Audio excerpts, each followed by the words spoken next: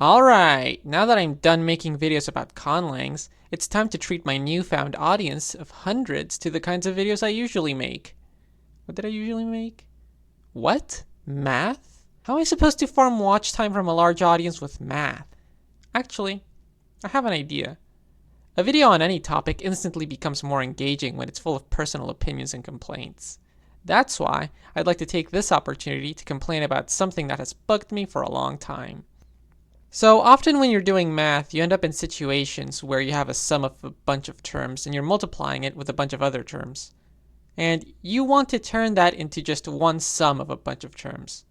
Now, when both sums only have two terms, there's this little trick that students learn in schools across, at the very least, the United States. I don't know about other countries. This cute little acronym, FOIL. Now, this thing stands for first, inner, outer, last. That is, you want to multiply the first term in each bunch to get one of the things. Then you want to multiply the two outer terms to get another thing. Then the two inner terms to get another thing. And the last terms in each bunch to get the last thing. Then add those all up, and there you go. You turned your product of two sums into one sum. So what's the problem? The problem is that this is bad pedagogy. You should trust me, because I haven't studied math education or set foot in a classroom as a teacher for a single day in my life. So why do I think this sucks? Well, for one thing, FOIL is not general. It only works when each sum has only two terms. If one of the sums has three terms or whatever, what are you supposed to do? This technique completely breaks down. For another thing, it's needlessly restrictive. The way the acronym is presented gives students the impression that these steps need to be done in this exact order, which is just not true. You could do LIFO or FIOL or IFOL instead of FOIL, and at least in the case of complex numbers, which is the only number system high schoolers ever work in, it doesn't change anything because both addition and multiplication commute. And this really is a misconception some people get. I remember once hearing from one of my professors that they were interrupted during a lecture because one of the students pointed out that he did FOIL in the wrong order, wasting everyone's time in the process. Finally, and this is the big one, FOIL is just a trivial consequence of the distributive property. You literally don't need to know this acronym at all.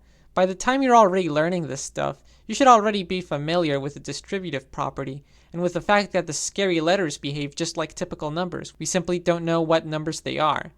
So you can just take all this, distribute it to the other terms, then repeat the distribution. And unlike FOIL, this continues to work even when one of the sums has more than two terms. It just involves more steps. Now, I have a feeling I already know what some people are going to say. Ugh, I'm tired of these reformists trying to tell us that kids can learn math just by discovering it all from scratch. The fact of the matter is that these kids need to learn and memorize the basic core skills before they can move on to this proofy stuff. And if that's you, I get that. I think we've seen by now the kinds of problems that can arise if you make education into one big screw you figure it out. The thing is though, FOIL actually removes an opportunity to practice those important rote skills of using the distributive property and commutativity.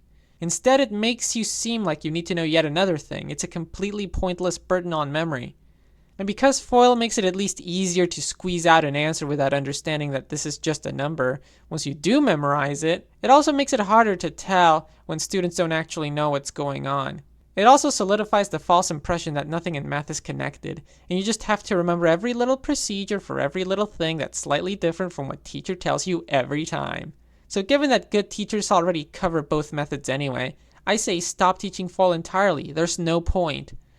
A different professor I had once tried using FOIL in a lecture about something in Baby Rudin, but she used the term for something totally different, since she didn't learn FOIL. I don't know, maybe it's just because she's Canadian. But she seems to have turned out just fine. There's a lot of pointless mnemonics and pointlessly making things that are the same thing look different in high school math education and below. But in order to fix it, we have to start small, and at least this is easy to get rid of. Let's stop wasting people's time and memory. Also, I'm not actually done making videos about conlangs. That being said, math heads should stay tuned for my next big math video about why both of these guys are totally right about everything. Okay, bye.